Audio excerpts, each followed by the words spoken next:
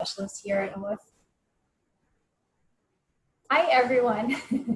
My name is Katie Dawson. I'm an immigration specialist here at OIS.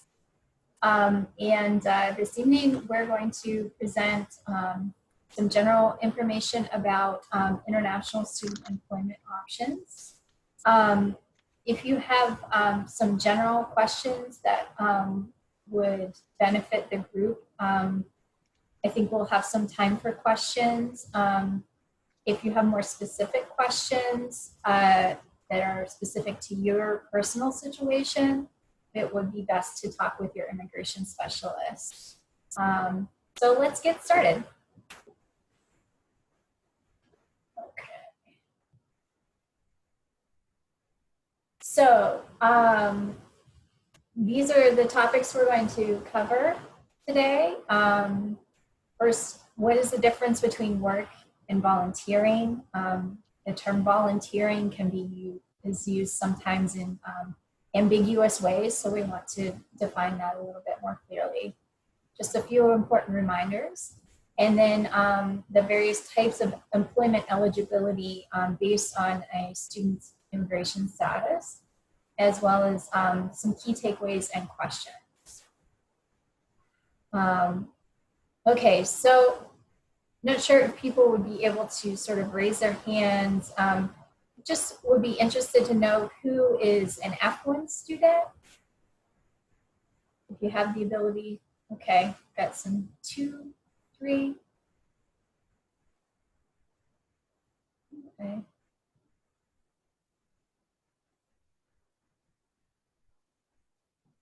We've got some. And then how about, do we have any J1 students that are exchange visitors?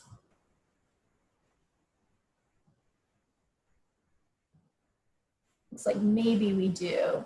Okay. Okay. Thanks for sharing. This presentation is going to talk about F1 and J1 students. So we'll try and cover both. Okay, first off, defining the difference between work versus volunteering. That's very important. We can consider work is any type of activity where you would be receiving some type of compensation. That could be money, it could be other types of compensation where it's basically exchanging the work that you are doing or something else. A good question to ask is, would other people be getting paid for this activity? If the answer is yes, then that is work. Compared to volunteering, that is really an activity that is of an altruistic nature. You're not expecting anything back from this experience other than, perhaps just your personal enrichment. Some examples that we have are the Fit Make a Difference Day, or working at an animal shelter. Another example would be volunteering at a soup kitchen. So I did want to include, if folks are interested in reading more about this, there's some information on the Human Resources website, on the PIT HR website. And I think it's worth pointing out, for example, this is obviously specific to PIT, but the language here is specific to PIT, but I think it, is useful to see. So, someone who does not have a work authorization is not able to then volunteer in a position in which wages would normally be paid. If you have any questions about this type of situation, it's best to talk with your immigration specialist.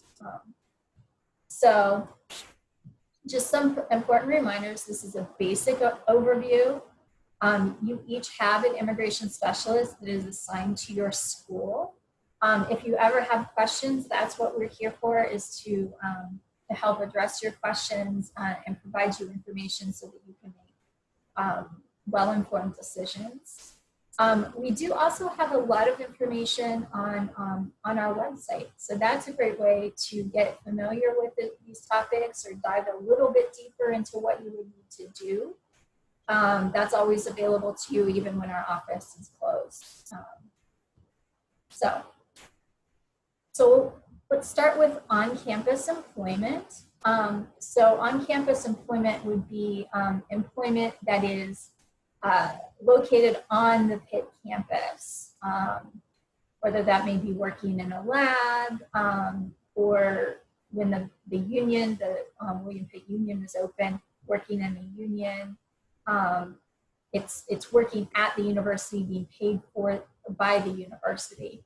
And so students that have an F1 or J1 status are eligible to work on their campus as long as they are a continuing student in good status. You're eligible to work up to 20 hours per week while classes are in session. And then over 20 hours, there's no cap during a winter break or summer break. So that would be winter break if you are going to continue your classes in the coming fall, coming spring term. And then similarly, summer break if you are going to be continuing your studies in the fall. On-campus employment eligibility ends when you complete or if you withdraw from your academic program. For those of you who are F1 students, there is no formal authorization process needed. It's a benefit of your F1 status. For J1 students, if you are eligible to do so, but you do need to get permission in your CVIS record before you begin.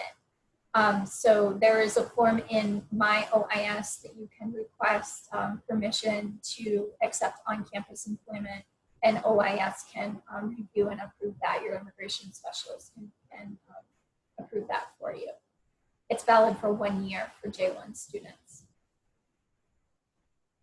So for off-campus employment, there are several different options for F1 students and then one type of option for J1 students. For F1 students, that is curricular practical training or CPT, optional practical training known as OPT, and there are a couple types. There is pre-completion and post-completion OPT. There's also the STEM OPT extension. And then for J1 students, their authorization for off-campus employment is called academic training. So all of these types of employment authorizations are governed by immigration rules. So we just have the quick bit of the immigration rule for CPT for F1 students. So this is an alternate work study, internship, cooperative education, or any other type of required internship or practicum, which is offered by sponsoring employers through cooperative agreements with the school. That's just a little bit of the rule that governs this CPT practical training option. So in order to be eligible for CPT, F1 students need to be enrolled full-time for 2 academic terms. There is an exception for graduate programs that require immediate participation in practical training. That's limited just to those types of programs. Students wishing to participate in CPT must have their internship offer before OIS can review and approve that. CPT is only authorized while a student is in their program. I like to think of CPT as something for current students. So the C in CPT and C in current always reminds me that that is something only current students can do. It is an authorization that goes through OIS. It does not go through USCIS, which we will talk about a bit later. CPT could be paid or it could be unpaid. Just because an opportunity is unpaid does not mean that you may, if something is unpaid, you may still need to get a CPT authorization to participate, particularly if it is an unpaid internship. You really need to talk with your immigration specialist about that before you start that opportunity. So here's quickly how you would, the steps of CPT. So CPT is an employment authorization that goes through OIS and then is documented on page 2 of your I-20. So for F1 students, if you take a look at your I-20, right now on page 2, you can see a section that says employment authorizations. If you've never been approved for CPT before, then that place will be blank. But if you do get CPT authorization, that's how you know you have it, is you see it on your I-20. It will have a start date and end date. It'll say full-time or part-time, and it will give your employer's name on that I-20. So students can be authorized for CPT for one of 3 different reasons. CPT must be integral or a required part of your established curriculum in your program. The employment needs to be tied to a co-op or practicum course that you're enrolled in. Or for students who are doctoral students, the employment would directly contribute to your dissertation. For example, if you are collecting data for your dissertation, that could be something we could look at for CPT. It's hard to distill down the entire CPT rules and policies into a brief presentation. So we do have this sort of caveat that other considerations and limitations could apply. If you have any questions about CPT, again, contact your immigration specialist. That's what we're here for. We do have information, some info sheets on our website to get you started too. Okay. Next up, we're going to talk about OPT, again for F1 students, optional practical training. And the regulations tell us that this is a temporary employment for practical training directly related to a student's major area of study. So your major on your I-20, the degree you are graduating with. That is what optional practical training can be used for. So OPT is an option for F1 students after they have been enrolled full-time for 2 academic terms. OPT could be used for multiple employers. It can be authorized before graduation as pre-completion OPT or after graduation or post-completion OPT. It's important to note that that F1 students are eligible for up to 12 months of OPT per degree level. So for example, if you wanted to use 6 months of pre-completion OPT and then you graduate, then you would have 6 months of post-completion OPT that you could apply for if you so choose. OPT can be for paid or unpaid employment. Again, in the case of an unpaid internship, where you may still require work authorization, but it is an unpaid position, that could be something you would use your OPT to be authorized to do. So OPT differs a bit from CPT. OPT is adjudicated or reviewed and decided on by U.S. Citizenship and Immigration Services, or USCIS, the U.S. government. You know when you are approved for your OPT by getting an employment authorization document called an EAD card that has your start date and your end date on it, and it will tell you what type of OPT you have been approved for. Any positions that you accept while you're on OPT must be related to your field of study. There are other considerations and limitations to OPT. We have some really great tutorials on our website to help students learn about the OPT application process that are, again, available all the time for you to watch. The OPT process, since it does go through the US government, it does require some advanced planning because there are some processing times. You can start looking into processing OPT about 3 to 4 months before you end your program if you're going to use a post-completion OPT option. Similarly, if you want to use pre-completion OPT, for example, if you have your you have an internship during summer that you want to do, but CPT is not going to work for you, then pre-completion OPT may be the way to go. And you'll need to start planning at least 3 months, if not more, in advance to work with OIS so you can request your pre-completion OPT to do an internship. So next we have the STEM OPT extension. Now, the regulation for this one is kind of big, so I reduced it down.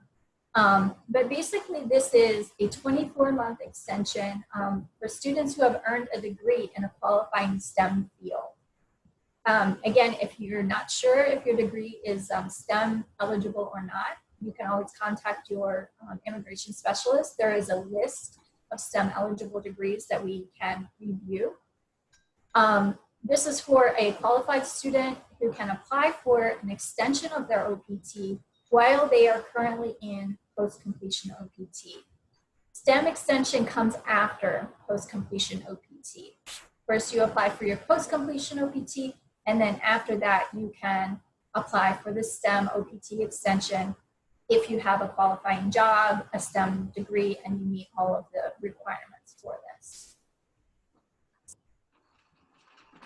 So as I was mentioning just briefly before, F1 students must have earned a STEM eligible degree and must be currently in their OPT to apply for STEM OPT. They must have a job offer with an E-Verify employer, a signed form I-983, which is a special form for the STEM OPT extension. The application needs to be submitted to the US government before the post-completion OPT ends. Students are eligible for 24 months of STEM OPT per STEM degree, and up to 2 STEM OPT authorizations per lifetime. A common example of this would be if a student, for example, graduates with an undergraduate degree in chemistry, pursues OPT, STEM OPT, and then chooses to go on to a master's degree and complete a master's degree in chemistry or another STEM field.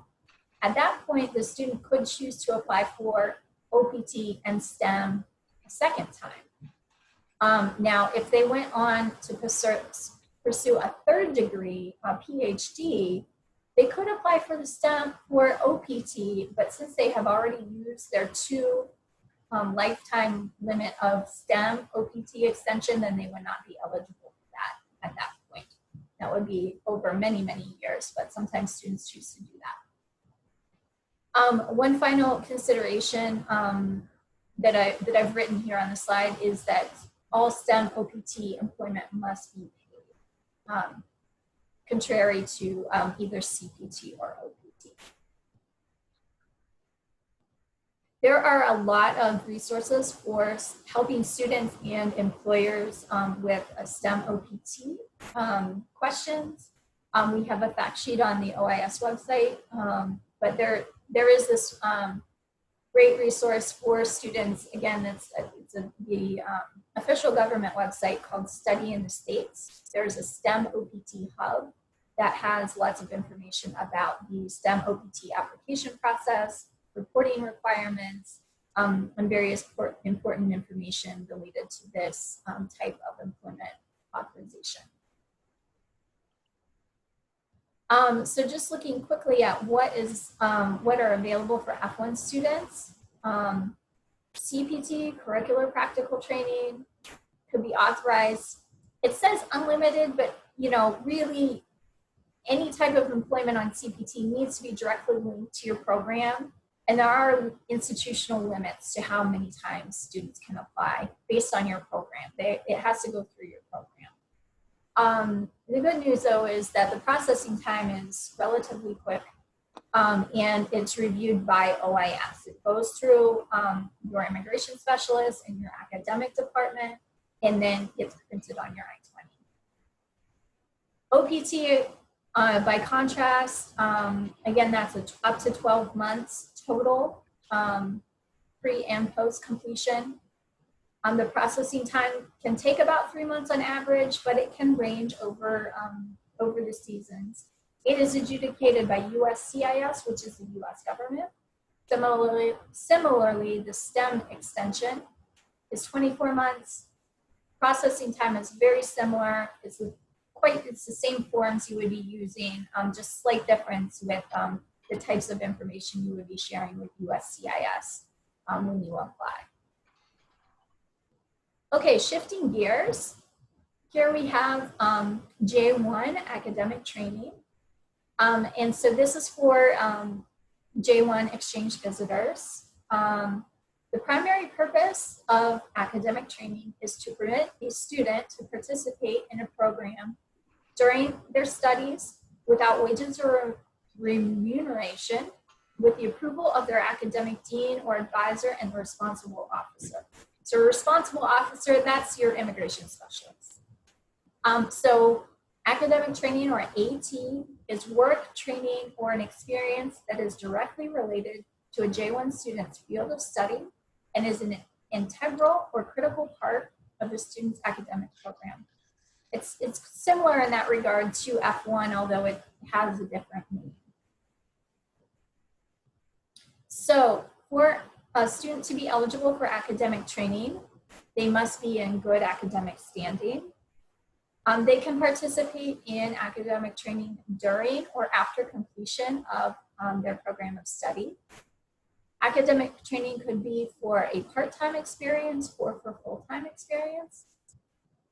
It can be authorized for up to 18 months or the duration of program, whichever is less. And then PhD students, after they graduate, are eligible for up to 18 additional months of academic training. Let's give an example of a student who is in a J1, has a J1 visa, but is in a master's program that is 2 years.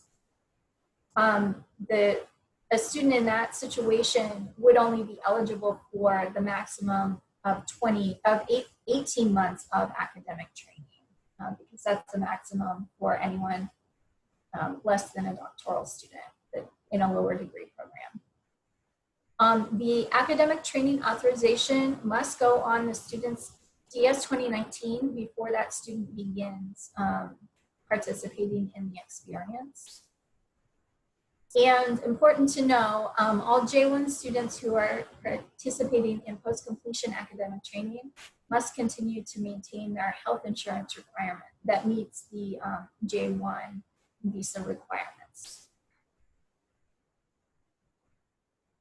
Okay, so academic training is an authorization that goes through the university, again, through OIS, and will live on your DS 2019. And I should specify, if there are any students here that are not sponsored by PIT, then those students will actually need to talk with their program sponsor to request academic training authorization. For example, if we have any students who are sponsored by Fulbright or other types of program sponsors, the academic training authorization would need to go through your program sponsor, since it does not monitor, adjudicate or take care of your J1 records.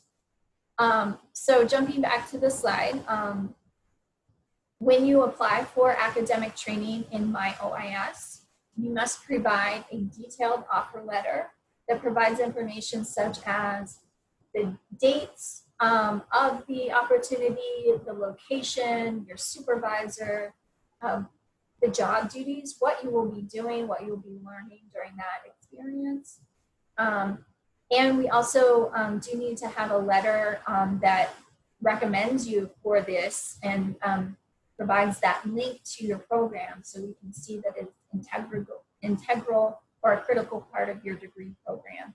That would be a letter you would obtain from your academic dean or your advisor.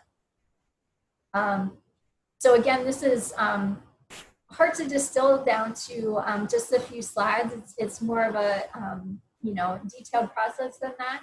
But we do have information, lots more details on our website, and of course, always feel free to reach out to your immigration specialist for more specific details for your case.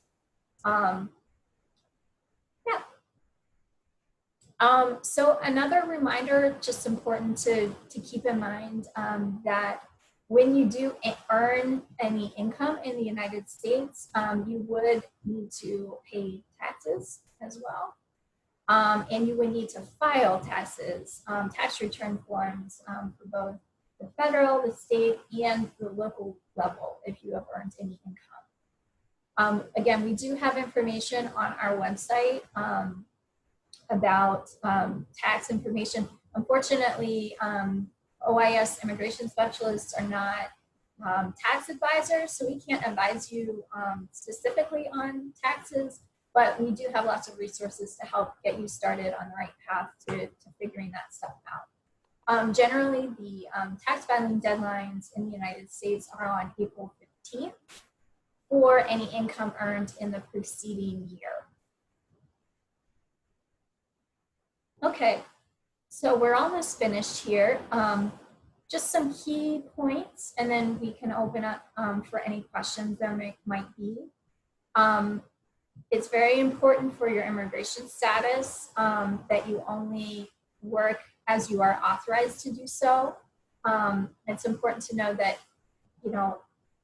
participating in any type of unauthorized work is a violation of your status, and we don't want that to happen. So please check with OIS before participating in anything, and make sure you clear it with us first. When something requires a work authorization, that can take some time sometimes. So it's important for you to plan ahead just to make sure you're getting what you need so you can start to participate in a timely manner. Again, we do have general resources on the OIS website. I'll point out two sections for you. There's a section called Fact Sheets, and that's got a lot of information that's super helpful to help you understand some of the rules you need to follow, and where to go for more information. And then there are some online presentations as well. And then if you have specific questions, again, please contact your immigration specialist. You can check on our website. I've provided the link here. It's ois.pit.edu/whoismyis. And you can find all of our pictures and our names, and you can see how to contact us or schedule an advising appointment. And we would be happy to talk with you. Okay, so I think we're ready for any questions, Katie.